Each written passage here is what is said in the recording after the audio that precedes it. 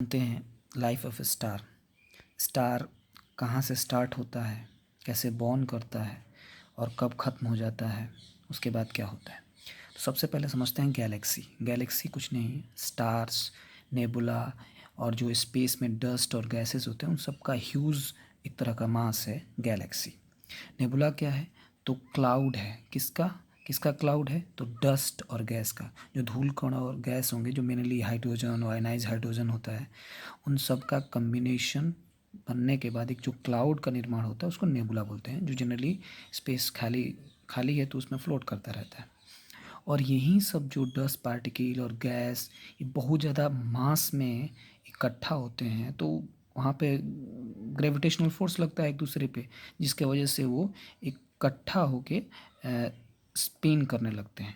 और स्पिन करने के बाद धीरे धीरे उनके अंदर ही न्यूक्लियर फ्यूज़न रिएक्शन होने लगता है गैसेस के कम्बिनेशन के वजह से, और धीरे धीरे स्टार ग्लो करने लगता है। तो स्टार के मेन स्टार के बॉर्न होने से पहले का जो स्टेज होता है उसको प्रोटो स्टार बोलते हैं, प्रोटो स्टार। तो ध्यान रहे, मेन स्टार जब जो ग्लो करता है उससे पहले का जो स्टेज होता है that is called proto star. और स्टार क्यों ग्लो करता है या हॉट होता है, क्योंकि हाइड्रोजन वहाँ कंबाइन होकर हीलियम बनाता है न्यूक्लियर फ्यूज़न में, आप जानते हो। और न्यूक्लियर फ्यूज़न के में बहुत सारी एनर्जी निकलती है, तो ये सारा कुछ होता है। और ऐसा ऐसा स्टार हमारे पास है एंड दैट इज़ सन।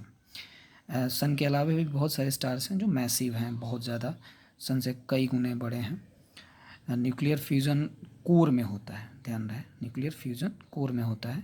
जब मिलियन बिलियन ईयर्स हो जाता है ये सब प्रोसेस के बाद, जिसमें हाइड्रोजन हीलियम के रूप में कन्वर्ट होने लगता है, धीरे धीरे एनर्जी लॉस होने लगता है, तो कोर जो सेक्शन होता है, कोर, वो सिकुड़ने लगता है और स्टार का बाहरी पोर्शन एक्सपेंड होने लगता है।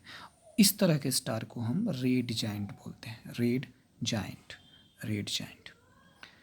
फिर धीरे धीरे कोर कोलैप्स करता है, जिसके वजह से आउटर लेयर एक्सपेंड हो जाता है और फिर एक नेबुला का निर्माण होता है।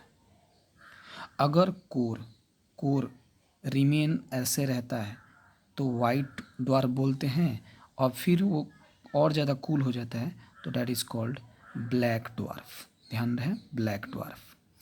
बड़े स्टार के साथ क्या होता है, तो बड़ा स्टार एक बहुत बड़ा एक्सप्लोजन के दौर से गुजरता है and that explosion is known as supernova. Supernova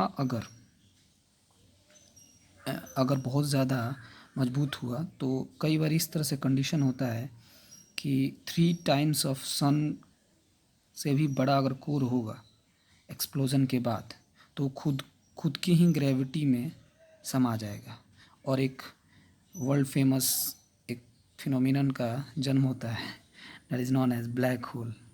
black hole क्या करता है, वो किसी भी चीज़, किसी भी एनर्जी को अपने थ्रू आने देता है और फिर जाने नहीं देता है, तो ब्लैक होल का निर्माण होता है। ठीक है, and that is the way nature works and that is the life of star. Thank you so much.